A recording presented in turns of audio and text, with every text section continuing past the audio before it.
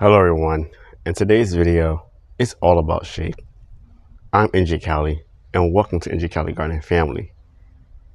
Let me show you what has happened in the last 2 weeks of our little heat wave. Be sure to like, subscribe, and hit the like button. Let's go. I first want to move you all to our berry jungle. Here we have different varieties of berries, blueberries, grapes, blackberries and whatnot, and also raspberries. And as you can see, the sun is shining this morning directly on the leaf foliage. Now, I did a video recent about foliar spraying and soil drench, and I talked about how it's not good to foliar spray in the afternoon or like early, like in the morning, because in my growing zone, because the sun is out and it's out hard with a vengeance. But one of the things that's very important is having shade cloth or shade on planting things in the shaded area when you are exposed to a lot of sun.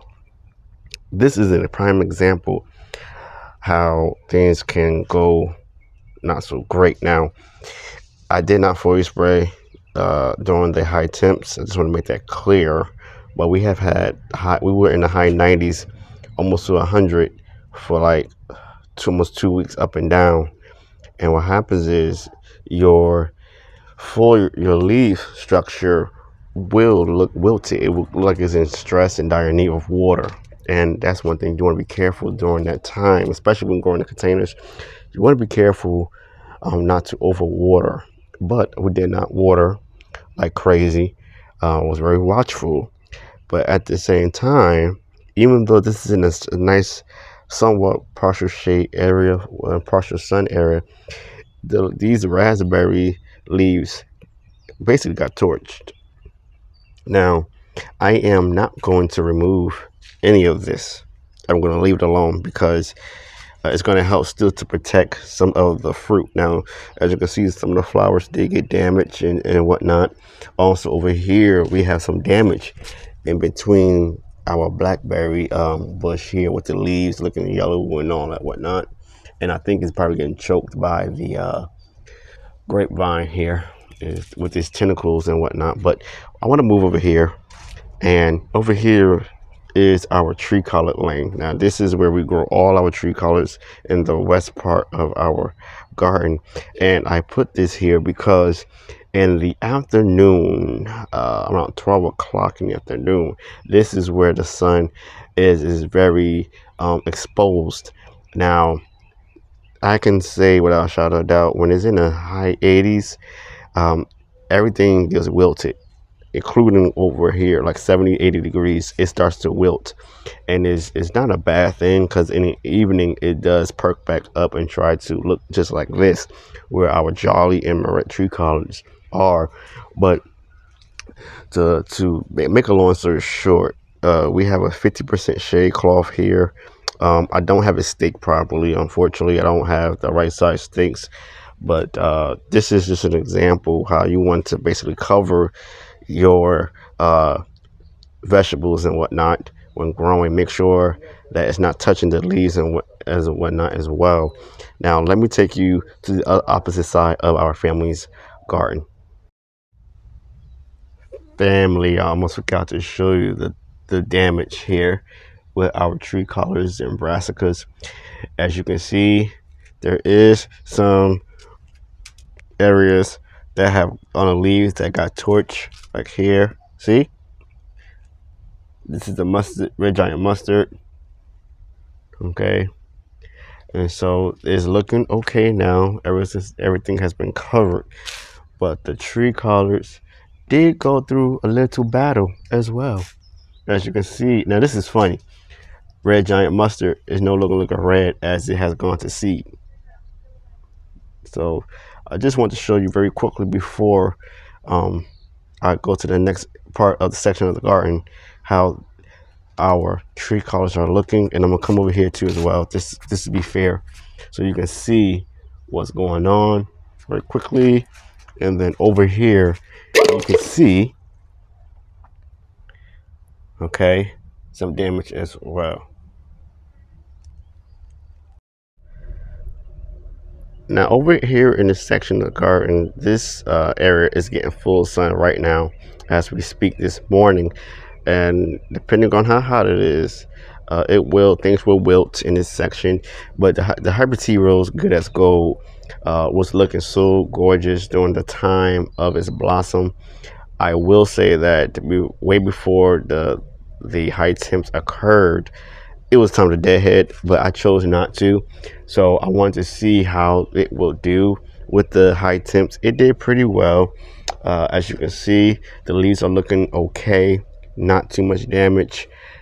Even with the everbearing mulberry next to it, and the raspberry shortcake, which did get some damage. I did remove those leaves, but overall, everything's looking healthy in this section. Now let me come over here because in this section now it's about almost after 10 o'clock in the morning here. I decided to cover the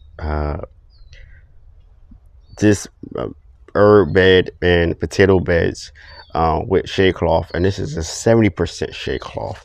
Now it gets shade cloth, it gets shade the whole day, 7 days a week, because I have a full-time job, y'all, and I cannot be uncovering and covering this all day long throughout the week. So I decided just to keep it like this. We did get damage here. I want to show you something. Afternoon right now, depending if it was like 80 degrees right now this morning, or 90 or 80, I'm gonna say 80 just to be fair. The leaves will wilt with in this area. So but what did get damaged and what was covered was the grocery row potatoes. As you can see there, they got torched. That whole area got torched, unfortunately. Now let me come over here. Even with our fruit trees, you want to be careful.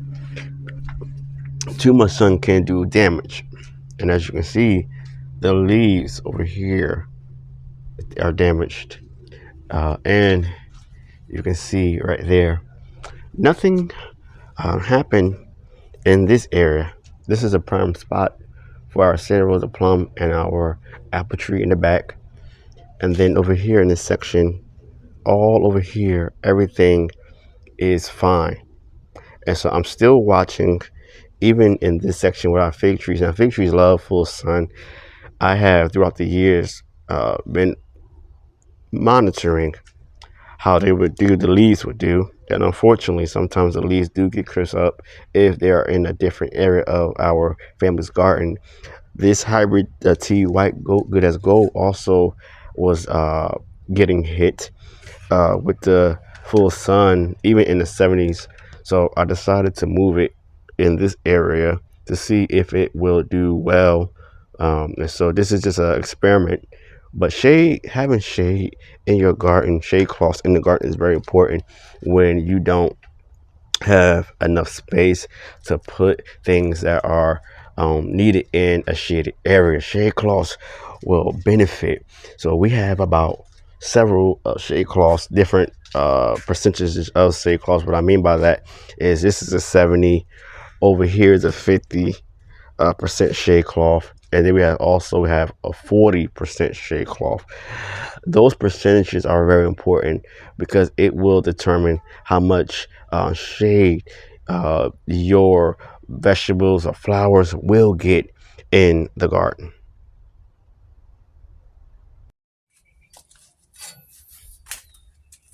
Now, because our grocery row potatoes have gotten torched, I want to see if we have any potatoes. So I'm going to come in here. A pitchfork would be nice. So, I think I see a potato. We have one little potato thus far.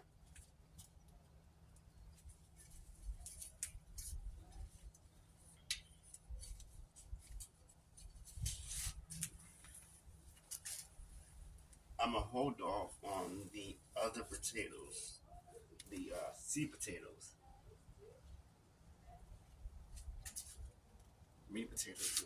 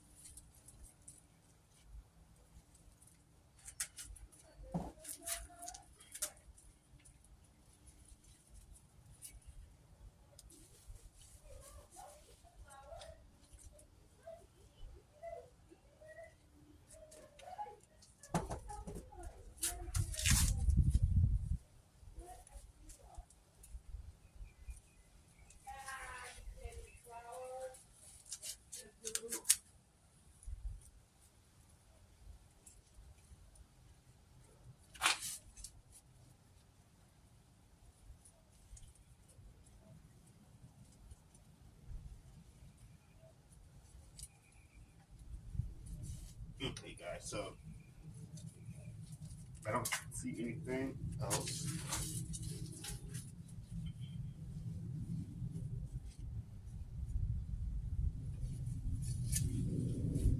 All right.